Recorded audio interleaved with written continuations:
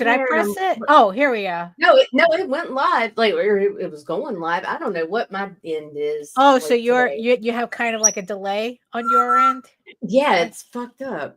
And I'm sitting Right. here and I'm clicking and I'm opening the brand folder, and that part I can do. I know Right. I get high and I forget shit, Daphne. I know.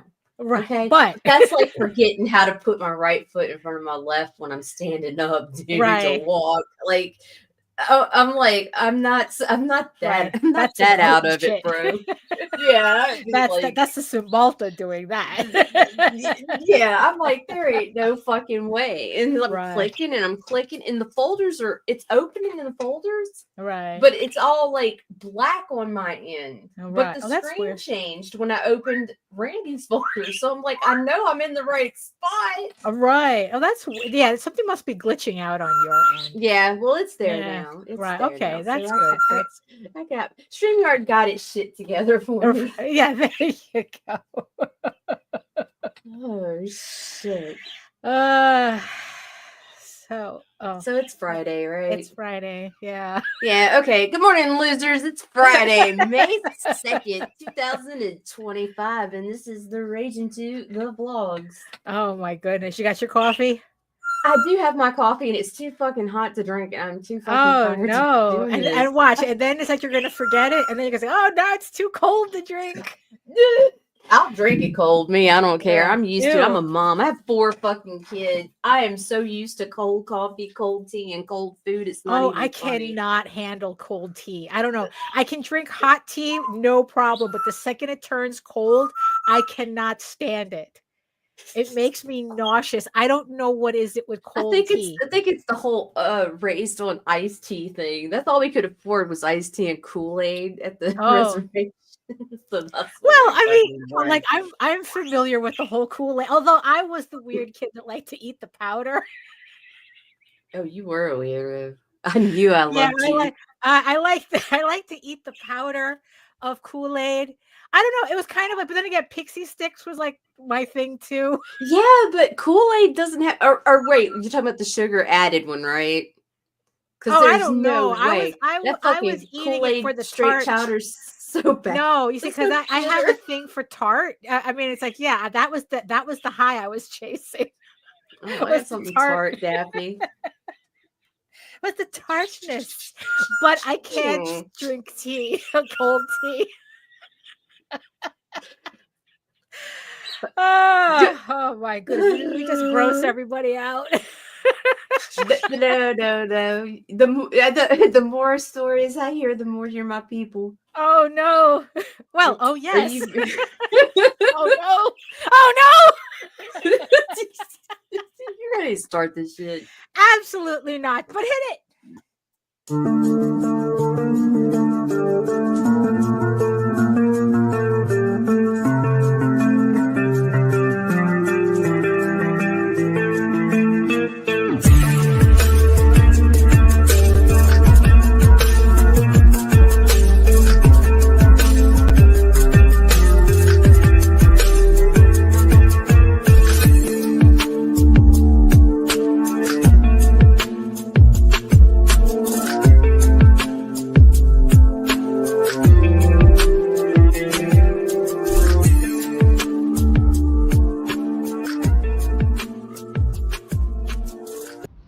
Trigger warning, fuck you. No, today's trigger warning is fuck me. Oh no. Yeah, I can't get this shit off of here. All right, here we go. What was that character from No, it wasn't Thundercats. Oh, it was Mighty Orbots. There was that little girl robot that was like constantly. I missed my chance. Look at Melissa marketing shit better than me. Well, that's why she gets paid the big bucks at her job. Because she's isn't she in marketing? Aren't you in marketing, Melissa? So there we go. The segue from eating Kool-Aid to supporting Kickstarter. Oh my god. Yeah, there was that little girl robot on Mighty Orbots. Oh no. Because she was always going, oh no. Man, that cartoon was like what Yeah, pixie sticks were my jam. Had life-giving sucrose. It's like, yeah, I don't know. Like that was always the types of candies that I was into. Like sour patch, anything sour, like Sour Patch Pack of Kids. sweet tarts are gonna sit next to you on the Oh, bed. oh yeah, no, Sweet Tarts. Sweet Tarts is that's it. Sweet Tarts are currency. Be like, clearly, let's watch the sunrise here. You want a sweet tart? And she stays the whole time as long as you Right, feed them to her. yeah, Sweet Tarts, Starburst. Starbursts are good. They're not as tart, but I like them. Yeah. What else? Yeah, but I'm yeah, I weird was because I like those and I like the sour apple. Like almost anything right. green, I'm gonna fucking eat. Yeah, and I Ah, say sour apple, but it's not sour apple because I do not like like sour the apples. candy, But I right? But like the candy, color green. I like the right, taste of the color green. right. The green Kool-Aid. Um, Mm. oh, what is it? Let's see. Yeah, Sweet Tarts. Yeah, there was another one too. That and the Yeah, smelly pencils. Those Senate pencils. Holy right. shit, bro. I was making bank on them Meanwhile, motherfuckers. that and the scented markers. Remember, it's like scented markers were a thing when at the same time they were telling kids not to sniff markers. Yeah, And they were right? purposefully making markers to sniff. Oh my god, they had that one brand that was the fat markers that had the Yeah. best smells. I cannot Right. remember the name of them. You Oh my know, gosh, those were great. Those are don't great. And huff, then they don't huff wonder what the markers, fuck's kids. wrong with us. Yeah, don't huff markers, kids. Here, have some scented Here, markers. smell this. Look, it smells like watermelon. Right. And Yeah, I great. know, right? Really, it's amazing we made that out of the 80s alive. Swear to God.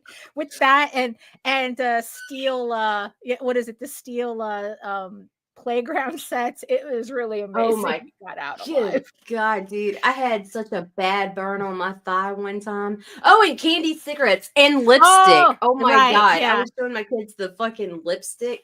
Because Uh-huh. like they're like, oh my God. For some reason that candy lipstick hit Right. different than regular sweet tarts. Right. I mean it's like I mean it was just like really crazy. But you had The to suck shit it that they down would some. make. You know, You it was had to just suck it down some, Daphne. You well, had to make it like, but it was a reverse thing because you had to suck it to get it a little soft before you could bite it. we're not candy. Woo. Even though we look so fine and dandy. Good morning, when Allison. you're sick, Oh my God. you come in handy, but we're not candy. Oh no. Oh, But we made everything. We made candy out of everything that looked. I swear to God, if they could make candy that looked like bleach, they would have made it. Is that right? And then they wondered why kids were eating Tide Pods. Oh my God, you're right. Because they had that fucking pager candy. It was gum in the fucking little beeper boxes. I can't remember what that shit was called. Oh my God, they had it fucking all, dude. Right. Like, Yeah. For real. Right. The little wax Coke bottle shit. Oh, God. Oh my God. So good morning, everybody. Good morning. Good morning. So so obviously we have all the peoples awake in the chat. Thank you for joining us today. They did too, but you had to suck them motherfuckers down too. It was easier to suck the lips. Oh God. And yes, we see you, our beautiful eyeball people watching us from regions. And if you're joining us from Facebook, come on over to YouTube. Share some pixie sticks with the chat. And while you're here, make sure you like, share, subscribe, and hit the notification bell so you get notified whenever any of our shows go live. If for some reason you need to see them. Oh my goodness. So I guess we might as well just get started. I'm coming back. Hold on. Yeah, you go ahead and get started. I'll try to be back in time to change it. Okay. All right. So, hello, everyone. My name is Daphne Lage, and I'm a cartoonist, illustrator, and comic book artist from New York. I have been self publishing comics since 1992, and you know what that means. You don't understand. I ain't scared of you, motherfuckers. And I am known for the furry fantasy adventure Tall Tales and my medieval fantasy drama Ego Raven, Heir of the First Unicorn, which is in its last 2 weeks on Kickstarter with issue 10 out of this 16 issue series. Link is in the chat and in the show notes. And in the meantime, you can read both comics online at egoworks.com, EGOWORKS, and Tall Tales, TAILS online.com. And you can check out all my videos on how I make my comics here on YouTube, including an archive of 600 plus videos of me just making stuff at my channel at Daphne Lage, Lage Art, which also simulcasts through the Indie Comics Network. And to tell you more about it, here's Lemonhead Nita. Oh my God, Lemonheads are great. Lemonheads are the old Lemonheads. The motherfuckers were kicking. They were kicking sour at first, and then they had absolutely no flavor in the middle. Right. So like my name is Nita Lanning, and I do things. Run! She's a ghost and a bitch! You're multitasking. Look, find us that Indie Comics Net. We got comics and stuff on there and whatever. Right. It's really. I've been up all of 15 minutes. Right. Oh, you just woke up, dude. I just sat down. I still haven't. Like, here's my socks right here. Right. Like, oh my goodness. Hey, my tootsies. Oh no! I better PayPal me $5 for that. What? Somebody better. Oh my goodness! But yeah. So yeah, it's. I swear to God, it's taken me forever to realize that it's Friday. I mean, I don't know. It's like, what is it? The year is the year is short, but the weeks are long. But it just like no, everything's so very short. It's very short. This week has been incredibly short. This week feels like it's been like 3 days. It's insane because it's like everything is like fucking dragging ass getting by, right? And then it's like, but it's gone at the same time. It's like, yeah, me, man. Yeah, I mean, really, it's just like, I mean, like. Just to tell everybody that next week we're not going to have any shows, or at least this one, because I will be away, so we should be back to our regular schedule next Wednesday. No, the 14th. Okay. Yeah, because I'm going to be heading to my first convention of the year. Well, only considering I only have 2 of them this year. Yeah, so I got the notification from Anime NYC, and it's a no-go. No Anime NYC. You motherfuckers don't know what you miss. Yeah, so I didn't make it during the first round of the wait. So they put me on the wait list. And they said that it's like, oh, because you had said that you could wait. Then by May 1st, you'll know if you'll have a table. And then, of course, May 1st, like, sucker, no, you're still on the wait list. And then it gave me the opportunity to update my waiting list. And I guess past me had given myself a month. Like, keep contacting me until a month before, but I changed that to remove me off the waiting list altogether. It's like a month is just too soon. I really did need the 3-month lead time if they were going to give me the table. And it's like, yeah. So in the end, it was just like, okay, if I didn't make it the second round, then you know what? I'm not going to worry about it. We'll try again next year. So yeah. So unfortunately, Anime NYC is off the table, but the convention that I will be going to next week is Monsterotica BookCon. So I'm looking forward and a little nervous about that show. I've never been to a book convention before.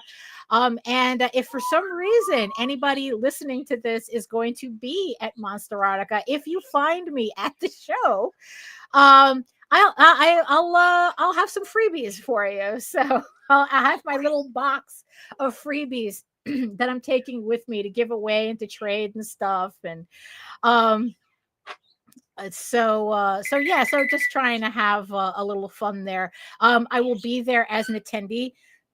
Oh boy. Oh, excuse me.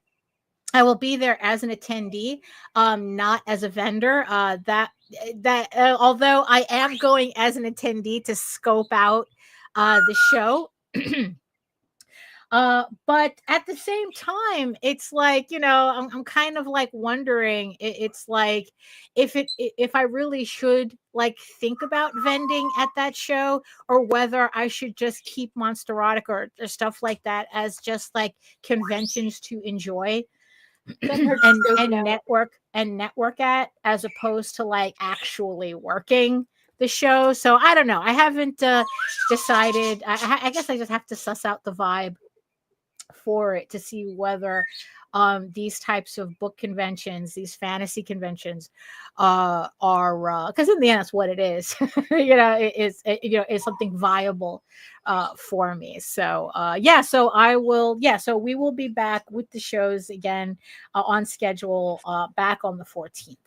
I'm hoping to record footage there so that at least I can kind of like, or at least take a lot of pictures and at least show off what the show is like. So yeah, so I've just been kind of like finishing up as much as I can before I leave. I don't like leaving stuff unfinished before I go on vacation type of thing. So oh, one more thing before we kind of get deeper into the weeds here. Hold on, share screen. So I just want to thank everybody who's pledged to Ego Raven, Heir of the First Unicorn, issue 10. Thank you to the 113 backers who have currently pledged $3,213.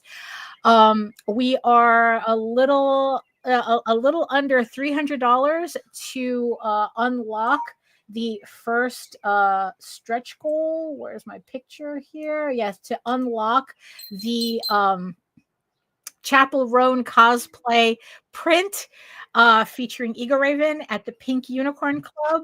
So it would be nice if we could unlock this, because I don't know, it cracks me up. So I would like to see everybody get this in their rewards, with added to their reward. 10 issues seems a little wordy. It's 16 issues. Good morning, Steph. Very wordy. Too many notes. Yeah, I'm looking forward to this show too. So so thank you everybody for supporting the campaign. We have 2 weeks left. And I figure I just pop this next campaign because it seems to be struggling a little bit and it could use a little love. So thank you everybody for supporting Tenchi Muyo. Yeah, it's hurting so bad. So bad. This for those who are just joining us or are not familiar with us, back in 97, me, JD, and our friend Matthew Lunsford, we were hired by Pioneer Entertainment to work on a Tenchi Muyo American version of the anime. This was, I was about to say it was kind of like the first of its kind, but before, I keep forgetting that we did La Blue Girl and Demon Beast before that, which was technically the first American versions. Not there, because they're not adaptations. These are original stories that we created based on the anime franchise. This is an official book. This is done in conjunction with the studio, with the animators, the studio that does Tenchi Muyo. So this is not like some kind of weird bootleg.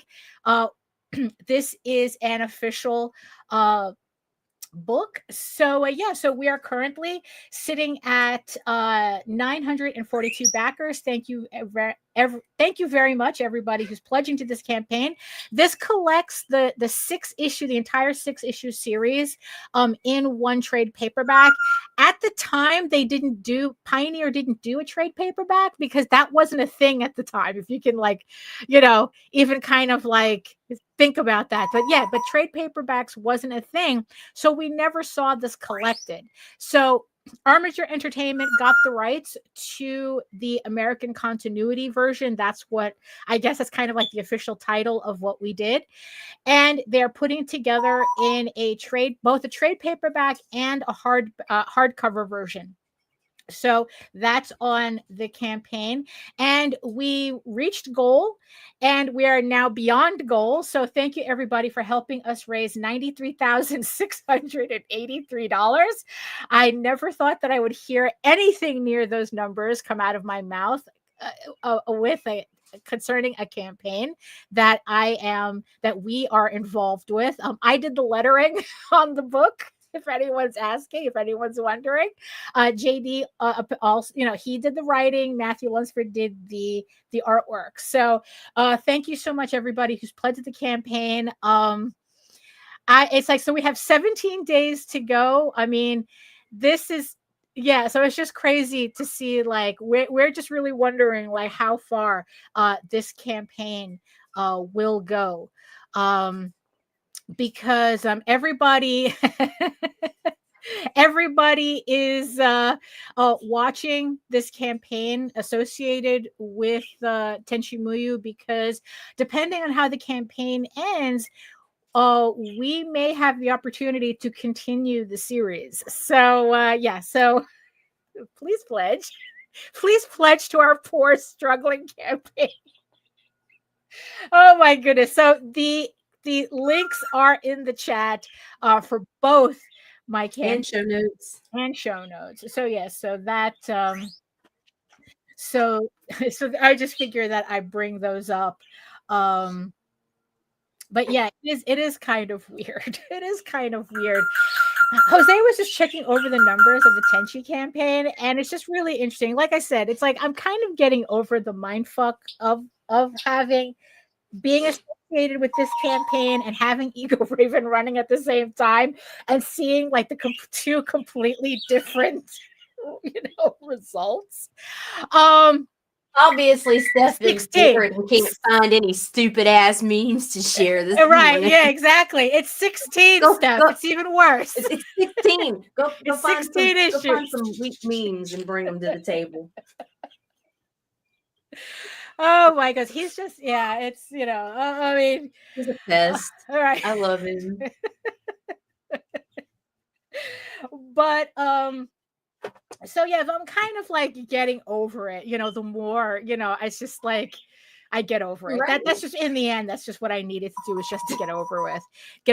But it was kind of funny to hear how even an IP campaign kind of has a very similar problem that we all face on our own smaller campaigns, is the significant amount of people who watch the campaign, right, but don't pledge.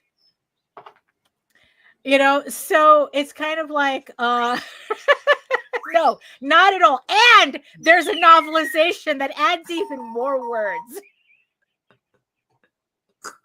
Steph doesn't know the meaning of these words. Yeah, exactly. It's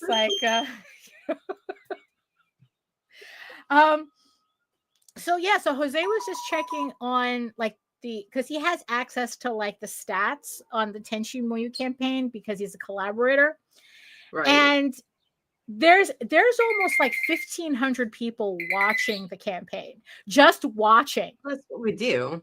Keeping an eye on it, and it's and it has a 20% conversion rate. And it's I go, you know what? It's that's kind of the same thing with everybody. I don't know, hold on. Because in this economy, you don't know if at the end of that 30 days, you're still going to have that $40 to $60. You know what I mean? I And guess, this is why people right? watch campaigns. If Kickstarter took the Right. campaigns, if Kickstarter took the fucking money out right then, I think we'd Uh-huh. have higher sales rates, period. Because Right. it's just easier to just get it over with. Then I don't have to fucking worry about, is it gonna be there? Right. Oh my fucking God, Steph. Wait, Killing me. what? I missed it. I missed it. No, just leave him alone. Just Oh, ignore okay. Steph Wait, Wilson. just Steph is not a fan of epics, apparently. Unless it's epic boobs. Right, exactly. Then the bigger the better. That's the only place where he appreciates volume. Yeah, so Tenchi has like 1,500 people watching the campaign, right? And like, so Eagle Raven has currently 176 followers, and I have a 36% conversion rate. Look at you. That's actually good numbers. Right. Yeah, exactly. That's my loyal Like following. Hyde is usually 20, so That's my loyal following who knows how to read. Unlike Steph. Right. Yeah, it's all love, bro. It's all love. And that's kind of like, yeah, like, well, but I guess you explained it. It's like that there's a lot of reasons why people will watch a campaign and not economy and not pledge. But I mean, I think that's always been a thing, even from the beginning. For your information, I don't ever talk about shit I'm backing personally, but I will tell you, I am watching it. I'm watching it because I want a hardcover. Tenchi Muyo. But I'm torn between whether I'm getting the paperback or the hardcover, and I'm not paying extra to get that shit signed. I'm just bringing it with me to New York and making. Oh, right, you can get it here. Yeah, that's true. That's true. Technically, you can get it signed for free in person, and I'm gonna get a picture of. Right, exactly. So I guess it's like so it's like because that was kind of my suspicion, or our suspicion, that there's still plenty of hardcovers available. So people, I guess, kind of think it's a little safe to fuck yeah. It's like I'll make room on my shelves for more volumes of Nightwolf. Because that it's like that's what we kind of suspected, that it's like there's still plenty of hardcovers available, so I guess people feel safe waiting, right? And it's like I have to see what happens with my car first, because we don't know exactly how much it's going to cost to make sure I can still go to the grocery store next week. Yeah, that's a decisions. But you ate yesterday. Right. I have priorities. Yeah. You ate yesterday. What, you need to eat again? Look.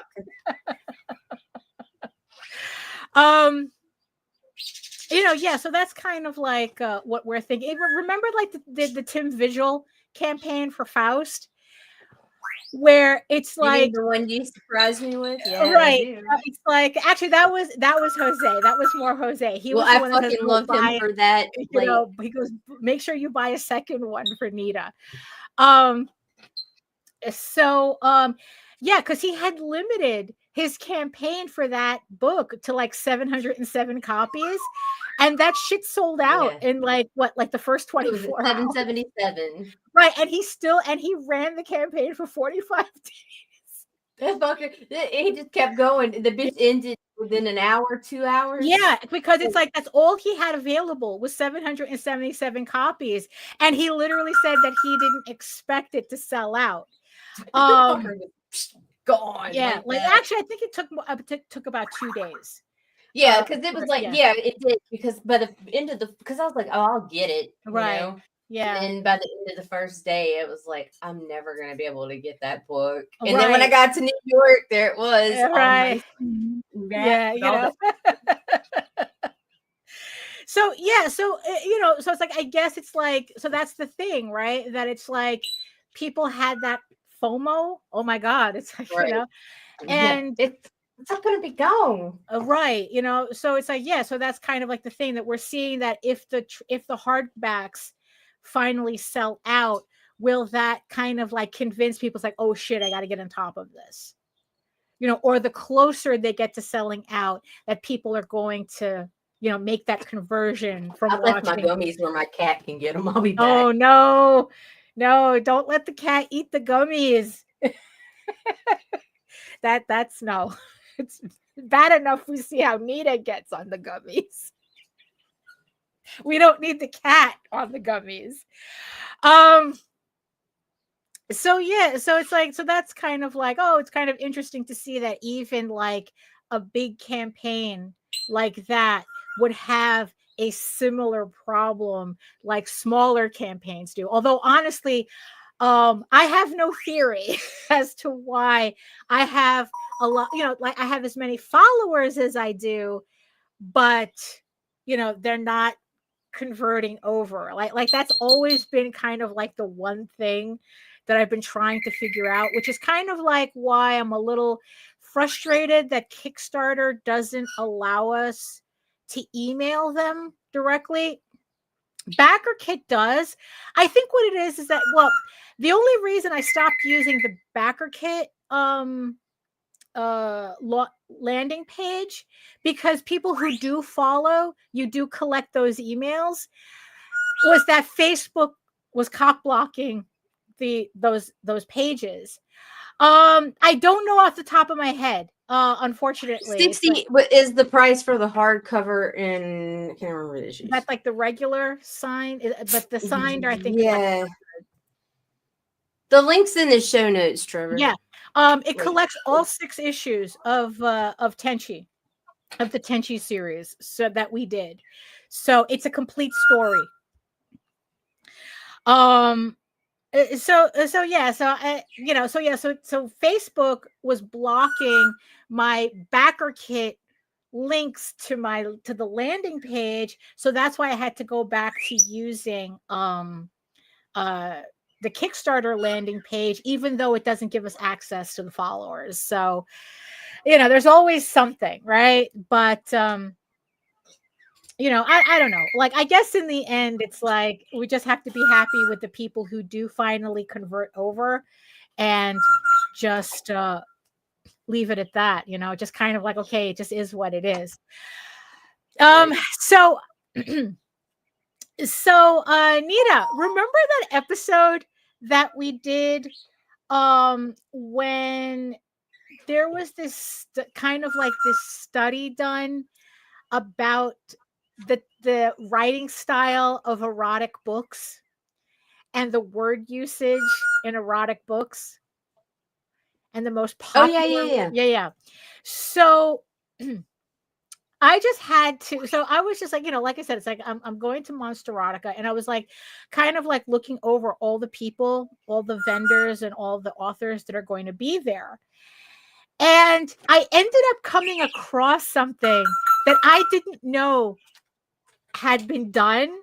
And I just thought that it was just very appropriate, considering that I am going to Monsterotica, that we kind of like talk, that we kind of like bring this up on the show. So there's this academic who is writing a book about the whole theme of people who enjoy these monster erotica books. And they did a study where okay,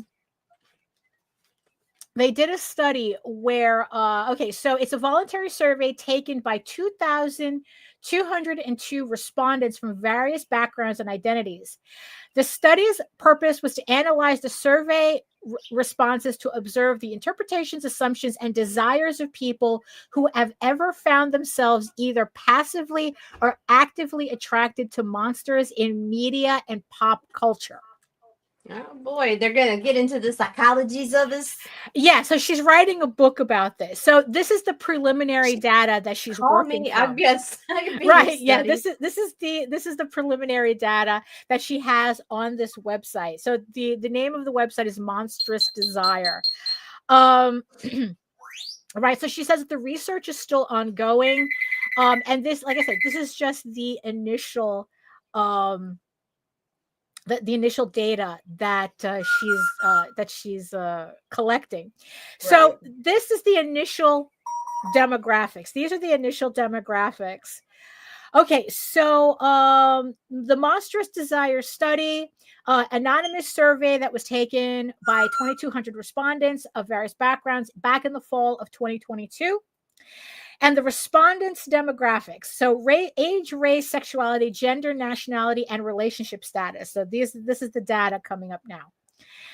So the average, I guess, like the age of the dominant age of the respondents, 45.5% were the ages of 21 to 29, which right off the bat kind of surprised me because I expected this to be a much older demographic.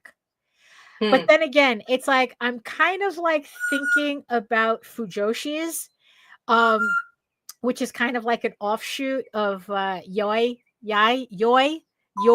fandom, who are predominantly older women. But I guess in this day and age, God knows what's considered an older woman now. You know, so I know. So yeah, so pretty much the dominant age demographic is 21 to 29, with actually like older fans being not that predominant, which, like I said, I thought this really surprised me, but I'm not really sure if that's skewed because younger people are more likely to be online and probably find this type of thing. So I don't know. So the next one, not a surprise, 76.5% of respondents were white. Not a shocker. Not a shock. White people problems. Yes, this is definitely white people problems, right? Although this part also surprised me too. 59.5% of respondents considered themselves LGBTQ plus. Well, you'd have to be because now you're not even fucking people, Daphne. Well, Jesus. But the thing is, though, I still kind of like thought that this was like a straight person thing. Are you kidding me? Yeah. Oh my God. Yeah. You know, I don't know. No, like, just horny. Kind of, just horny. Just horny. I just kind of thought that, you know, I don't know. It's like, you know, I thought it was just a bunch of horny Karens running around reading these books. You know, this ain't your wine mom genre here. Right. You that's see, but that's 50 the thing. Shades of Grey. I thought it. Wrong, you see that there's a difference. Series, wrong fandom. Yeah, you know what? I didn't even think about that. That maybe all the older wine moms, all the wine moms are reading 50 Shades or in contemporary romance. While, you know, this is a little different. The younger ones are fucking werewolves and right. vampires. Hello, right. Twilight. So, let's see. But this also, not a surprise, 70% of respondents were women. Although I don't know, in a strange way, it did kind of. So I thought I was expecting it to be more. No, you know, I know too many men who are into it. You know, so it's like 50 Shades of what. You know, but yeah, right. So it's like, yeah, I guess because it's like so far everybody who's talking about being at Monsterotica are all women. So, you know, so it's like, I don't know, maybe the demographics because they're reading, they're skewed, right? Well, that comes up. Men, remember what we were told by Max: men are visual, so they got to see it. Right, they got to see it. Women need to read it. Right, but that's also commented on. So let's see. Of course, 70% of respondents were from the United States. I don't think I'm that surprised by that. No, I don't think so either. Again, probably the thing that does surprise me is that I was expecting it to be more. That more people from the United States, like, I don't know. I guess it's very easy for me to be, there's a word for it. Very, like, I don't know, American centric. Melissa says, I would have thought it was younger women because at that age you still think a toxic man is hot, but by my age, you're too tired for that nonsense. If we're intelligent, we are.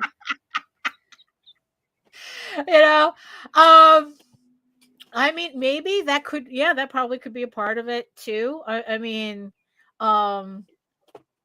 especially, considering how popular dark romance is. Oh, not all men, Trevor. I can't believe you're gonna make me say that. not all men. Fuckers. Not all monster fuckers. Dude. Trevor's got some hot shit over there too. Y'all need to check out his art. I'll share his link when we get off of here. Yeah. Oh, sure. Okay. Okay, and this one surprised me. 49% of respondents were single versus 43% who were married or in a domestic partnership. So it's kind of neck and neck ish. Domesticated partnership. Domestic partnership. So it's kind of kind of neck and neck there as to not all perverts. So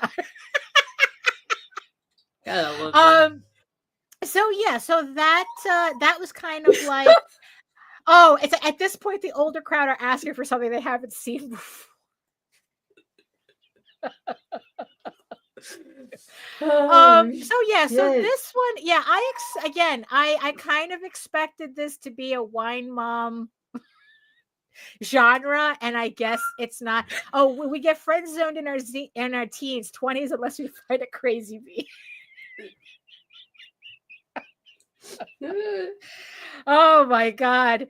So again, I kind of thought that this was like a wine mom genre, but I guess it's not, according to this initial data. No. Okay, media consumption habits. I thought this one was interesting. So first monster crush. Werewolves. No. They're talking about very specific characters. Oh. What character popped your monster fucker cherry? That's private. Well, this is the data. It was an anonymous survey. So I'm just asking, So which one? What was the first character that made you go, "Oh, this is interesting"? I'd hit that. Oh my. Okay, bro. What? It was David in An American Werewolf in London. Ah, okay. All right. That, that makes sense. That makes sense. I don't think anybody would be surprised by my answer. Oh, we're going that far back. Well, I wasn't thinking about fucking men. But oh my god. But Jonathan. I hit two fandoms at the same time. Yeah, you really did, because I wasn't expecting to go that far back. You want to go that far back? The first weird little butterflies. Oh, he's so cute. He would have been Jonathan, right?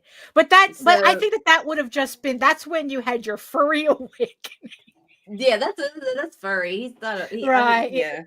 Okay, so according to the data, which I think this will not surprise anybody, everybody's first monster crush on this, of course. On this is Darkness from Legend.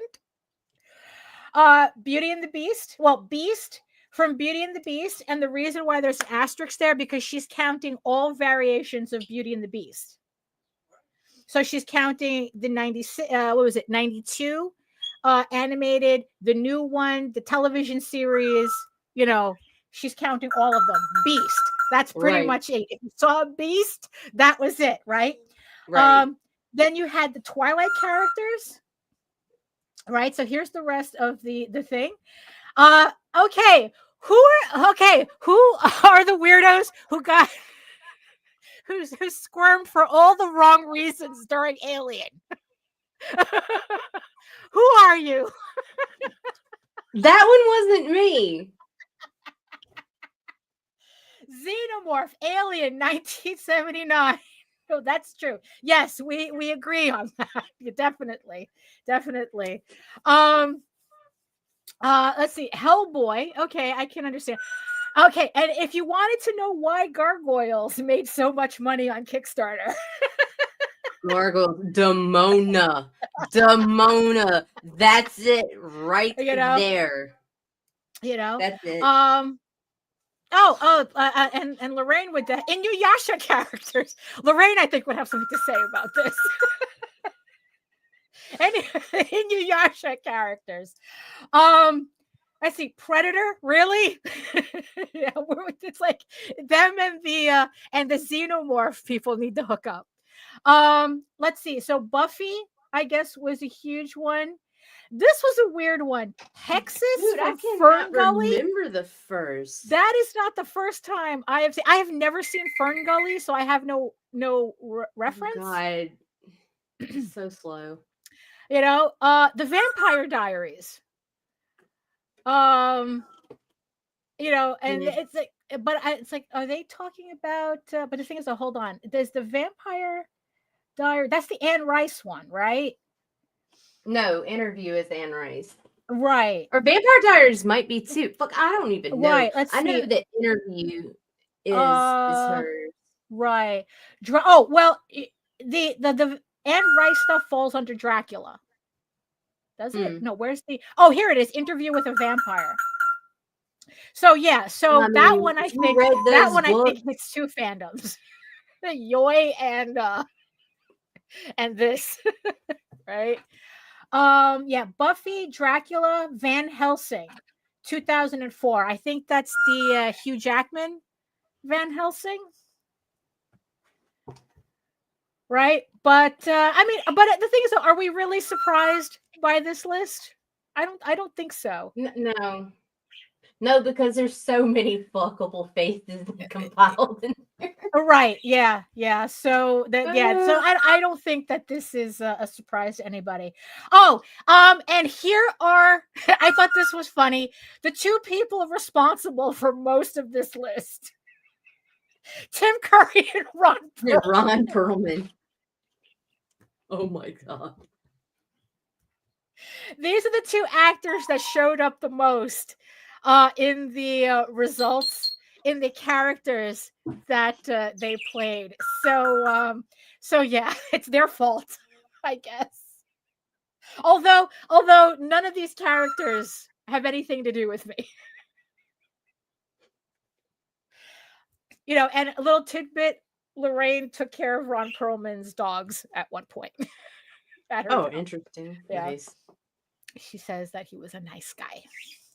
Yeah, either those are my list, dude. Yeah. So most recent monster attraction. Okay, so if we're talking about like very recently, so number 1 is Ice Planet Barbarians, which is a book series that I also collect as well. They're very cute but smutty. But it's kind of like if you're into like the Na'vi, but on Hoth, that's Ice Planet Barbarians. So most of the things on this list are the different type of books that kind of hit the TikTok zeitgeist that kind of set this whole thing off. Let's see. And then we have like Shape of Water, the Predator universe, Dracula, Interview with the Vampire, the Witcher characters. Let's see, Stranger Things monsters, the Demigorgon. Again, we're gonna put you in the balcony with the Alien and Predator people. How is Death from Puss in Boots not on this list? Oh, and Pyramid Head. Okay. Pyramid Head was kind of a surprise, but not a surprise. Because I've seen too much fan art. I've seen way too much questionable much fan art and fucking cosplay. Jeez. I've seen way too much. So it's like, I'm surprised that Pyramid Head actually ended up at the bottom. It was last on the list. Although Ancient Magus Bride is there. So that's, but I think that has a lot to do with the Beauty and the Beast connection as well. That series has. Right. As well. So so these are kind of like the so okay, let's see. The most recent monster attraction list tracks the most referenced media with a minimum of 15 mentions, ranging in media from book series to movies to video game characters. So I guess that's the previous, that was the previous information. So only 1.5 of respondents never sought out media with erotic monsters in it. You're all, so 1.5% are liars. Yeah, right. Because here's no the deal. fucking way. I don't buy this. You're just not admitting to it. It is right, because you responded to this survey. Right, exactly. You're telling me you took the effort to respond to this survey, but you're also saying that you've never sought out media with erotic monsters in it. So either you're lying or you're lying. Shame on you. 1.5%. just own it. Just own it. Okay, so this one I thought was a little interesting. So 74% of respondents felt books allowed them to enjoy erotic monsters the most, but comics and manga came in second. I mean, granted, it's a huge gap. But I kind of think that they just stumbled. They fell down the stairs. Look, I like Melissa. Asexual romantics who just want to hug and kiss monsters. Well, but even then, you're looking for the monsters to hug and kiss. That's fine. That's fine.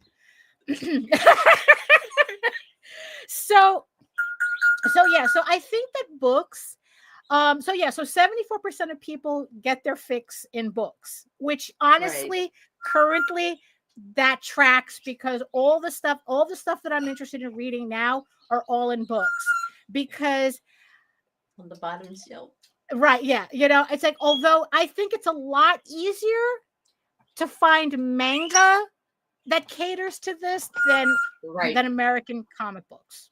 Right. Because honestly, what got me into this mess was a manga.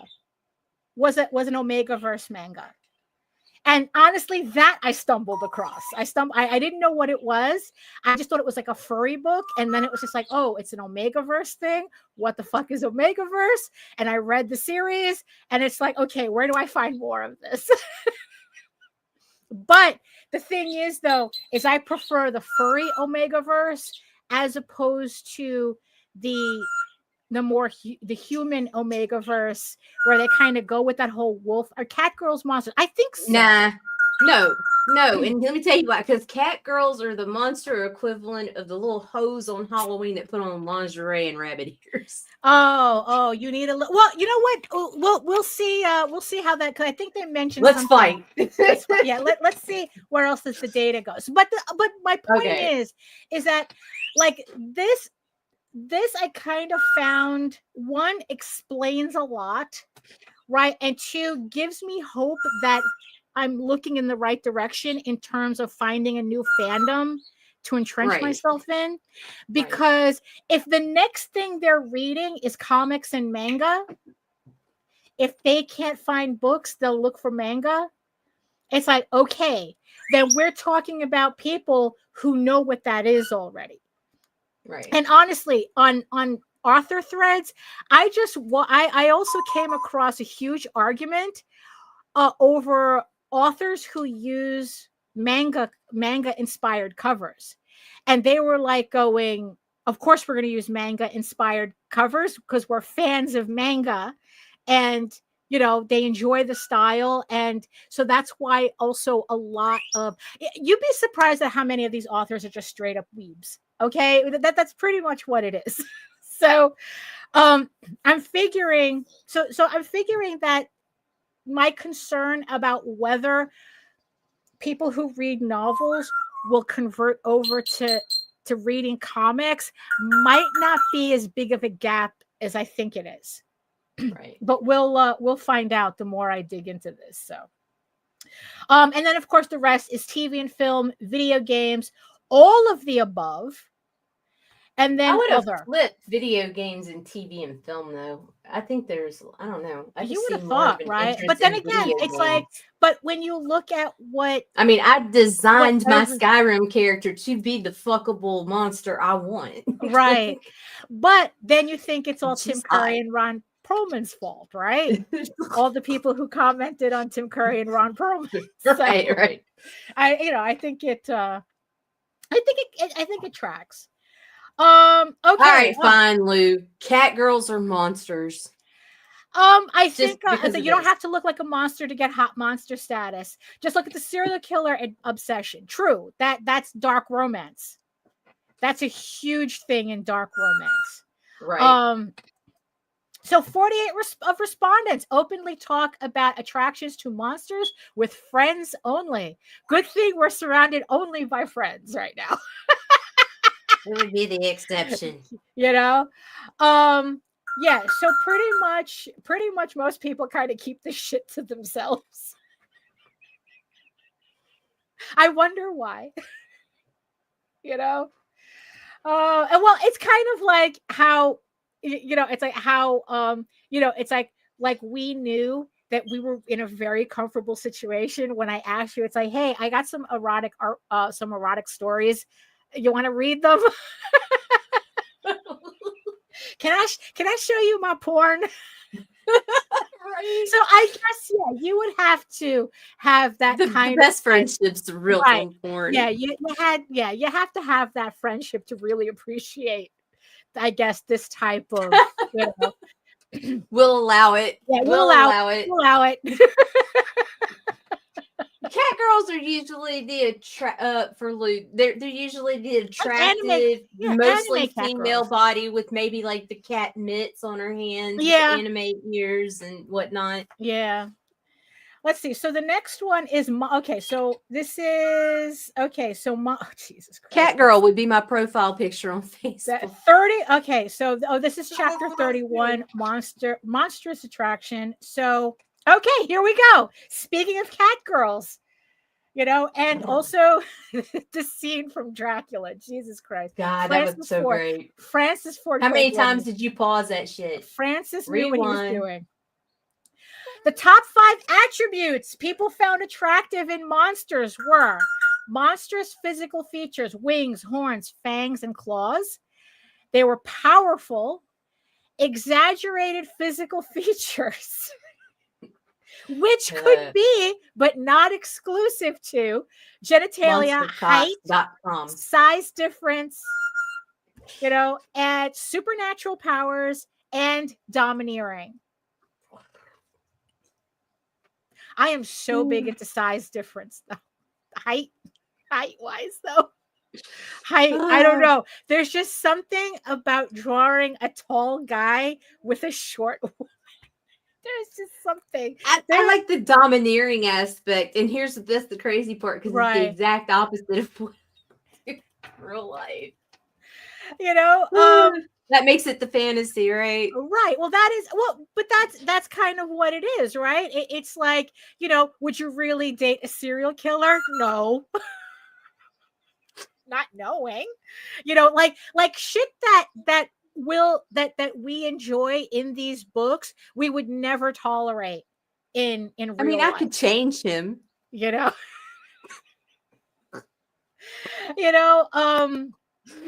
but yeah, so these are, height difference is a whole subgenre. Yeah, it's like right. Yeah, I think that counts. That counts. Definitely that counts. I think just Sigourney Weaver in general. That giantess fetish going on. Well, giant guy. Well, same thing. It's like, yeah, because that's kind of. I don't have time for all the specifics. That's true. We have to keep this gender neutral. Height difference. Yes, height difference is yeah. Like I said, I love drawing height difference characters. So, okay, so what do we have here? Oh, 50% of respondents preferred their monsters to be morally gray, Lame. which means that they're neither means you're good scared. nor evil. You know, they you know, so it's like they're kind of like, what would that be in D&D stats? Yes, absolutely. Yeah, Aliens, no, aliens, that's movie one of them. monsters. That was one of That's them. on the list. That's on the list. That's it. Specifically, they are specifically on the list. The xenomorphs. Morph, yeah. They're specifically on the list, along with predators. So it's alien versus predator.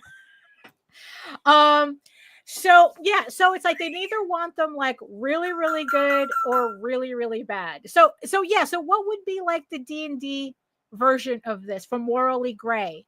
What is that? Like neutral? Law, yeah, but like full neutral? Would it be chaotic neutral? Would it be lawful neutral? Like I don't know. Nick, what's this? What's the answer to this? I'm just so saying morally neutral, gray. neutral, true neutral. Morally gray. Like morally gray. You know, that I guess it's kind of like, you know, he loves you to death, but you got to, you know, but you know, you can give him a little genocide as a treat. You know, maybe that's what that is. I don't know. He'll burn the world down for you. Chaotic. You know, yeah, probably. He'll burn the world down for you. Right. Maybe that's chaotic what that neutral. Yeah, chaotic neutral. Yeah. Or chaotic good, depending. It would be like, yeah, it would be chaotic neutral, or like, it depends, because it sounds like morally gray would be more of a, maybe even chaotic good. Yeah, because there's morally he's all good about you, and then he's got to go beast mode for you. Yeah, because he's morally good. That would be morally good. Yeah. But morally gray. That might be kind of like enemies to lovers trope.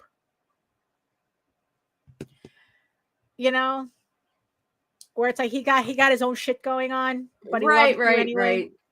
Right. You know, he's completely devoted. You know, could be that. Let's see. What do we have here? We have 62%. Okay, this is also going to. This is where it gets kind of odd. 62% of respondents preferred monsters who were type 1 and type 2 hybrids. So type 1 hybrids are monsters who are a mixture of both human and monster always, i.e. minotaurs and mermaids. And type 2 hybrids are monsters who shift between monster and human. Now, shifters. Okay. Right. So shifters are type 2, and then like monsters are type 1. Right. So 62%. They're mixed. Right.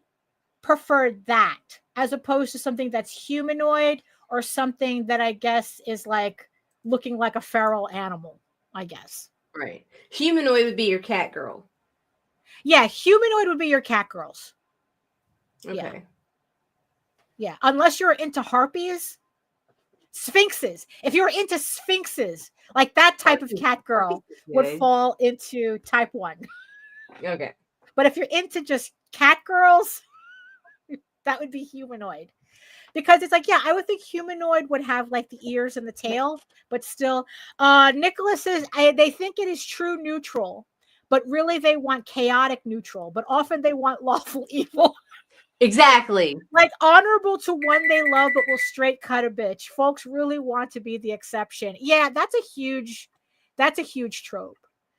Every show version of My Roommate is a Gumio? What's a Gumio?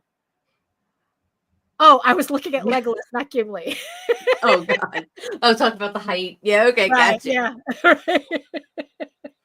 Okay, well, damn it. So, yeah, now the question is that with this chart, knowing this chart, what's the Venn diagram? How many of these people are not admitting that they're actually furries?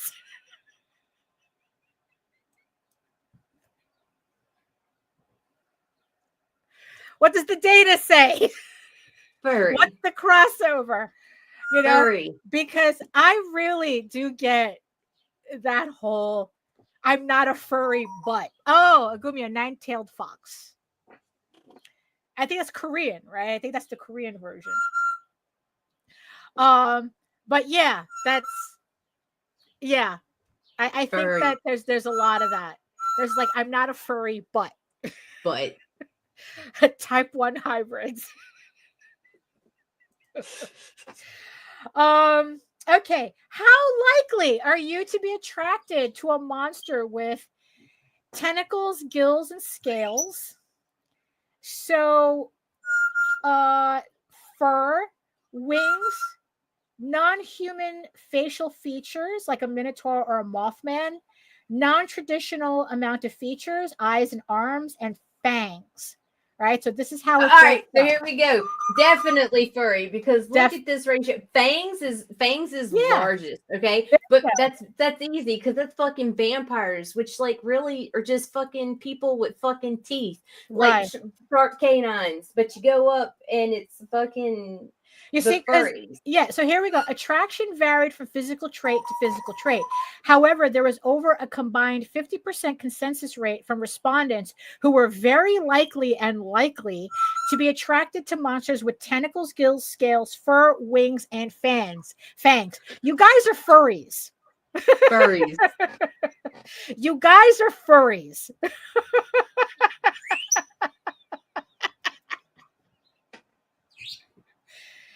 You know, so yeah, so that's kind of like, you know what, yeah.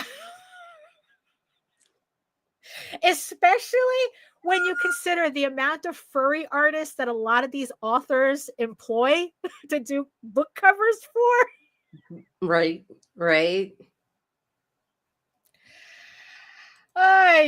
So the next one, respondents were more likely to be attracted to monsters who posed as a threat to them.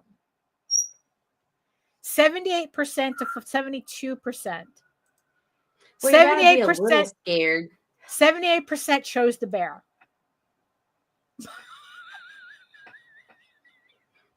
I'm in the 78%. I think that this is a, you know, because it's like, because I think it has a lot to do with also the desire to be protected. And if you're initially afraid of them and they decide to protect you, you know, I think that I mean, really, we could go completely have a whole show on the just the psychology of these numbers. And we totally should, you know, but I think that might have something to do with it. Like there has to be like a certain if you can't scare me, how are you going to intimidate someone else? Right. You know what I mean? Like, so there has to be that little bit of because it's like, you know, would you rather be with Winnie the Pooh? Because if I thought Steve was a bitch and I could take him, you know what I mean? Right. It's like, Winnie the Pooh or Cocaine Bear. Well, me a Cocaine Bear, but I'm going to change him because I don't want him addicted. Well, no, you see, because the whole point of the trope is that he's with you. So he's dangerous, but he's with you. You know, again, there's a whole psychology behind that, which I'm really get you a shy werewolf who will kill anyone who looks at you wrong while being unable to look at you himself. I'd read that book. I'd read that book.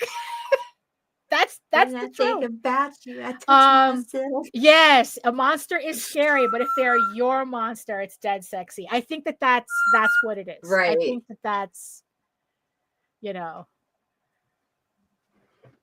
it's like, the werewolf who will kill everybody for you, but is too afraid to tell you that he loves you.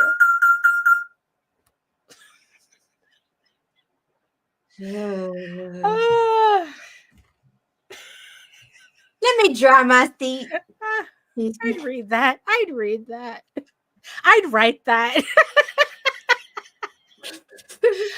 Oh my goodness. Now here's an interesting one. Monsters who cannot be seen as attractive. The consensus, 68% of respondents could never perceive being attracted to zombies. Yeah, no. Because they smell. But there's still 32% of you. No, I can't. I've seen the fan art. Here's where I knew that I'd you never be able know to do a how zombie. much porn fan art I Oh, saw I'm sure. of that cowboy zombie from Fallout? Oh, God, what's his name? Yeah, so much. So much. Yeah, there was a lot. But that dude, he's got a huge 32%. following anyway. Yeah, 32%. But all I could think of in Walking Dead. Actually, no, it's is 42. Actually, it was even 42. I think it's 42. 60, e- 70, yeah. no, it's 32. 32. Even when they're having sex with the humans on The Walking Dead, all I can think of is like, when was the last time you showered? Right. Oh, well, yeah. There ain't no way. You motherfuckers coated yourself in zombie guts and now you're fucking. Yeah, Walter Goggins. 32. It's 32. 32. 32 of you banished with the xenomorph and predator guys. That 32% believes in necrophilia. You're sorry. Oh no. Oh my god. Yeah. So so most people, yes, so 68%. So it's the 32% of you. Now, mind you, we're not kink shaming here, but there's 32% of you. Someone made a questionable zombie movie in our shed. Oh my Ooh. god. Yeah. So Krakens. Looks like a sea monsters came in second. But I think that might be the drowning. That might be the drowning aspect. Oh, it could be, yeah. Right. I think it could drowning than tentacles. Latex. Right. Yeah. Yeah. You know, so then that's the final bit of the support that research. Let me go throw her some coffee. You know, it's like, yeah, so that's the initial research of so far. Like I said, this woman, she's putting together the data to actually put out a book about this, and so I'm hoping that she really does go into the psychology of the numbers as well. But the website is Monstrous Desire. If you want to check out if you want to check this out. Actually, you know what, let me just put this in the I'm putting it in the chat so everybody can have fun with the website. But yeah, so that right there you go. So yeah. So what'd you think? It's awesome. You always find the greatest shit. It's like, look, it was, I didn't even know it existed until I was looking up some stuff for Monsterotica. And one of their sponsors, because like I was going through all of the authors and the vendors and like friending everybody on Threads and Instagram. And then I came across like a sticker club. I agree, Nicholas. A whole lot of folks are more furry than they want to admit. I agree. I think that's it's not furry, it's anthropomorphic. I'm not furry, but I like furry butts. So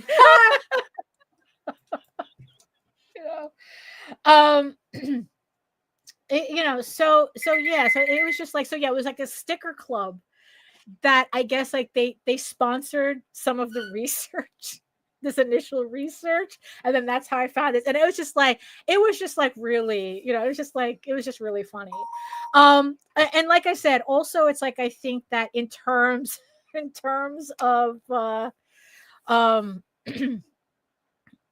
in terms of we don't talk about that.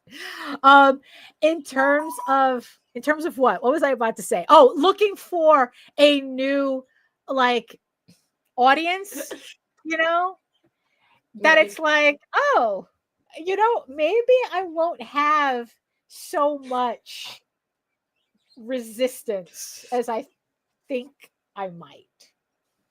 Oh,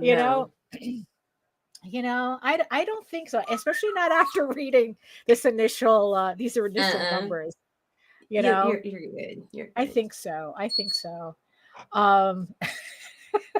There's gonna be a great time to be had, and I'm sad I can't be there. Yeah, well, yeah, no, food. yeah, it's like, remember they sold out the tickets. The tickets sold out within Right. 5 minutes. It Like, was even the fucking- promoters were shocked as to how popular the show was. Like, she posted up a video of that day that the tickets We're went gonna on need a bigger sale. venue. Yeah, you know, and she was like crying, and like she didn't think. I mean, she didn't think that, you know, that would be a big deal.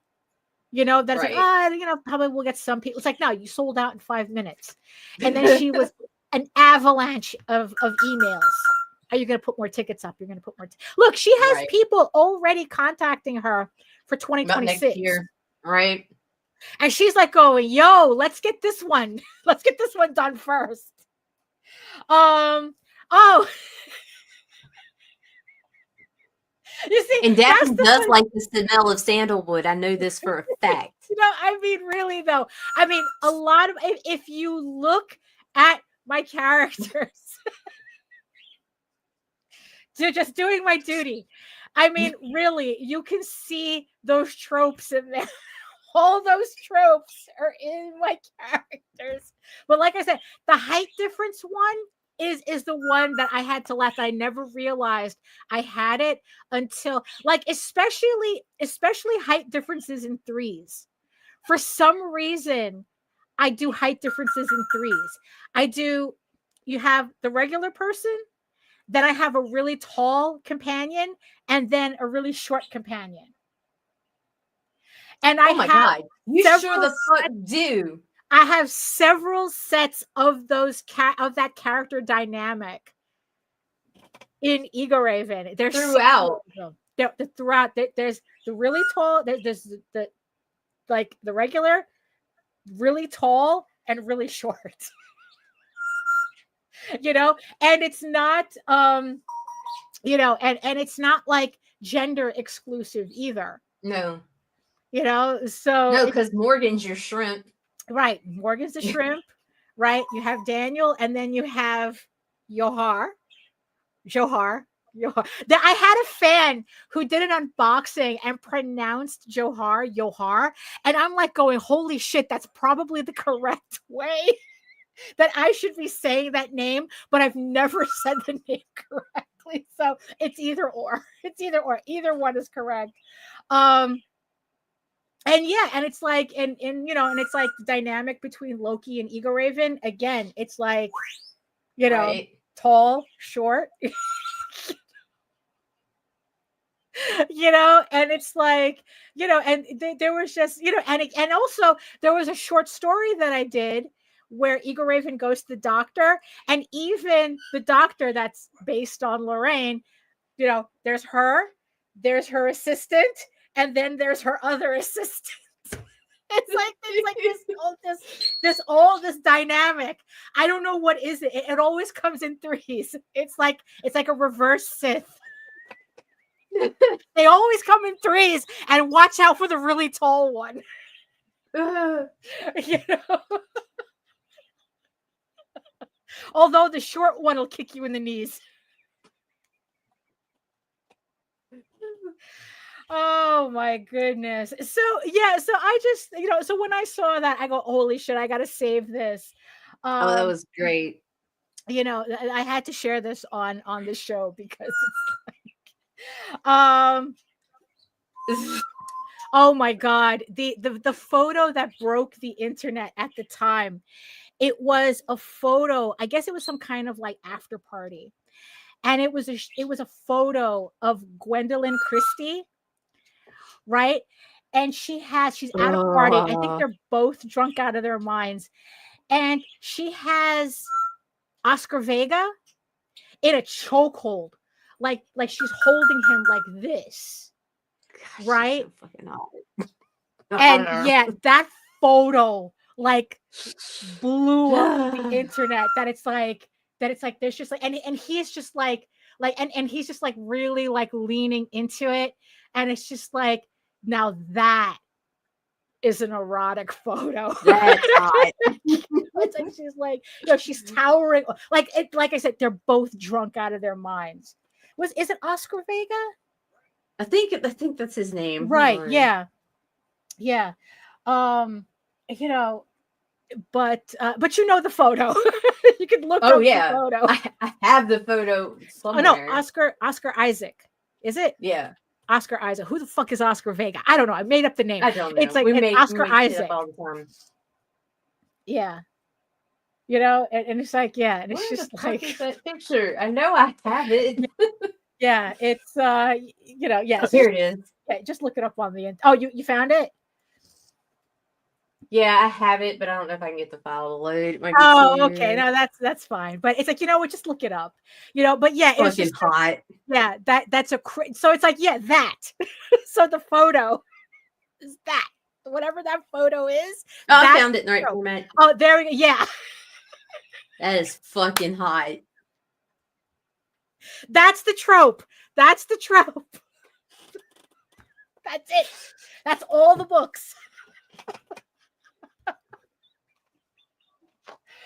Oh my goodness. Yeah, I probably, because it's like, yeah, it's probably some MMA guy. Damn.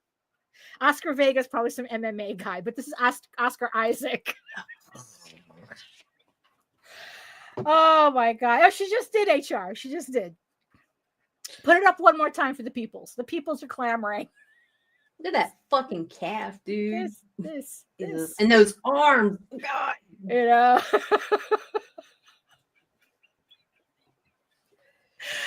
Oh my goodness. So what a Friday, huh? It's been a great furry Friday. Yeah, I think so. So any final thoughts, Nita? And this very check out all the campaigns in the show notes. Yes, we're glad. Yes. We're completely educational. Yes. And just like your normal public broadcasting, you can donate to us. And don't. Do not send money to this YouTube channel. No matter what it tells you. Don't pay them it on because they keep it themselves. And it's like that. Don't give them a fucking dime. Right. Oh, there you go. So we tell you otherwise. Oh my goodness. So thank you so much, everybody. Oh, boy, usually I don't like going over, but this was worth it. This was important. This is important. It was it was very educational. It was scientific.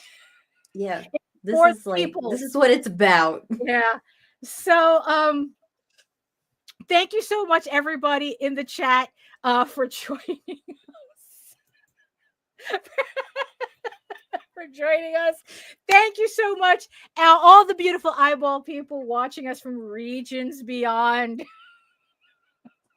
Thank you. You could be anywhere else, but you decided to spend that time with us. And for that, we apologize. No, we love you for it. We love you. We love you for it. Thank you so much. Thank you so much for hanging out with us. So yeah. So I guess you just mentioned the whole thing about the schedule. Yeah. So let's go. Okay. So if you want to learn more about me and my artwork and all the other strange kinks that I hide, my disguised fetish here. Jeez.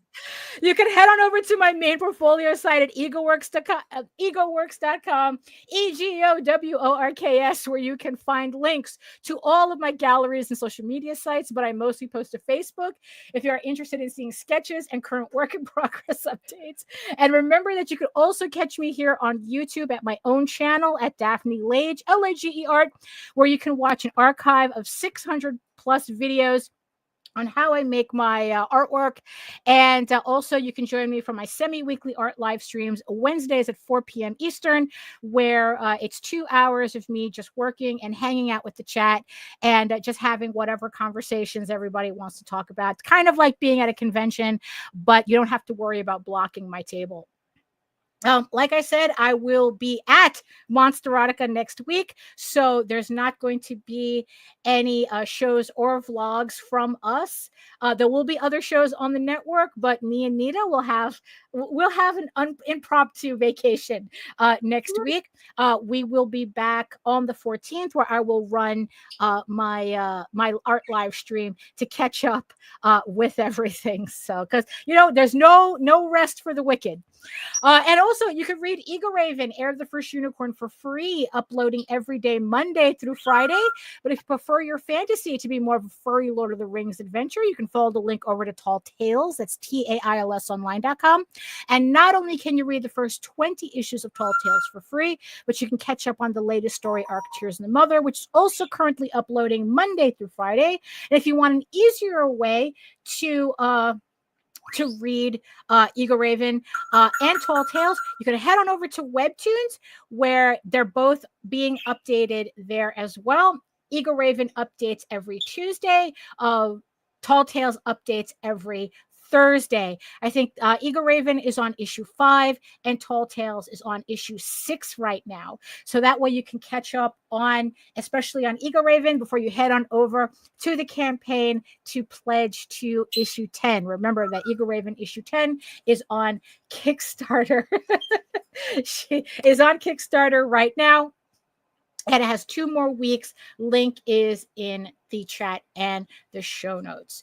So really quick for Nick, I'm not doing a live stream for Monsterotica because I don't exactly know what their rules are there. I know that the panels themselves, they don't allow filming, and I'm not sure how skittish the authors are about being filmed, in the dealer's room. Especially because you're talking about a fucking room full of people under pseudonyms coming out into public. So I'm just going to try to get what I can, and of course I'm always going to ask permission. It's like, hey, do you mind if I film you or something? Consent. Yes, exactly. Because these shows are, especially at Monsterotica, it's all about consent. So